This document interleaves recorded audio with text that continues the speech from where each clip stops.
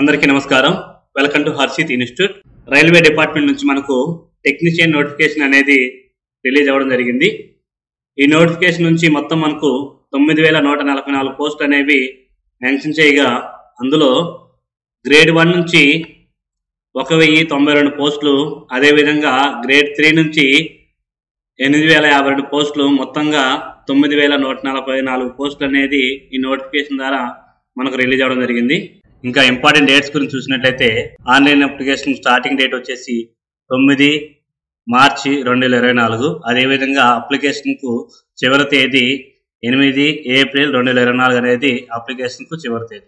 ఏదైనా మిస్టేక్ వచ్చినప్పుడు మాడిఫై చేసుకోవడానికి 9 ఏప్రిల్ 2024 నుంచి 18 ఏప్రిల్ 2024 వరకు ఏదైనా మాడిఫై చేసుకోవడానికి డేట్స్ అనేది ఇక్కడ మెన్షన్ చేయడం జరిగింది.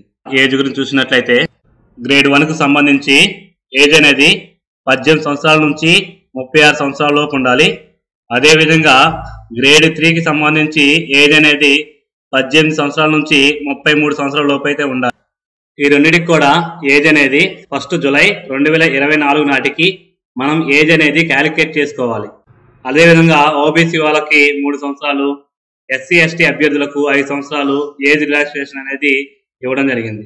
క్వాలిఫికేషన్ గురించి చూసినట్టయితే గ్రేడ్ 1కి సంబంధించి డిగ్రీలో BSc and diploma 3 years and BTech చేసిన వాళ్ళు ఈ మూడిట్లో ఏదైనా సరే వాళ్ళ గ్రూపులో physics, electronics, computer science, information technology, instrumentation ఏదో ఒక సబ్జెక్ట్ అయితే మీరు ఈ గ్రూపుల్లో కలిగి ఉండాలి. Welcome to Harshit institute. SI కానిస్టేబుల్స్కి లాంగ్ టర్మ్ బ్యాచ్లు కలవు, మరియు ఆర్ఆర్బి, ఎస్ఎస్సి, ఫారెస్ట్ డిపార్ట్మెంట్స్కి నూతన బ్యాచ్లు ప్రారంభం. మరిన్ని వివరాలకు ఈ కింది ఫోన్ నెంబర్స్ సంప్రదించగలరు. గ్రేడ్ 3కి క్వాలిఫికేషన్ అనేది ఐటీఐ. గ్రేడ్ 3లో ఎస్ అండ్ టీ పోస్ట్ కి సంబంధించి క్వాలిఫికేషన్ అనేది 10+ ఐటీఐ లేదా 10+ ఇంటర్లో ఎంపీసీ ఉండాలి.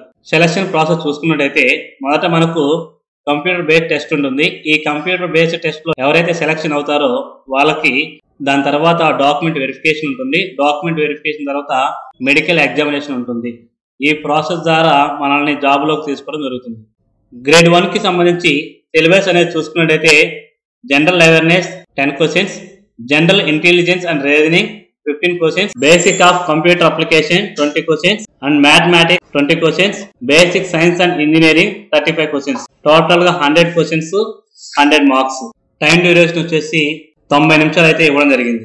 గ్రేడ్ 3కి సంబంధించిన సిలబస్ చూసినట్లయితే మ్యాథమెటిక్స్ నుంచి 25 questions, general intelligence and reasoning నుంచి 25 క్వశ్చన్స్, జనరల్ సైన్స్ నుంచి 40 క్వశ్చన్స్, అదేవిధంగా జనరల్ అవేర్నెస్ నుంచి 10 క్వశ్చన్స్.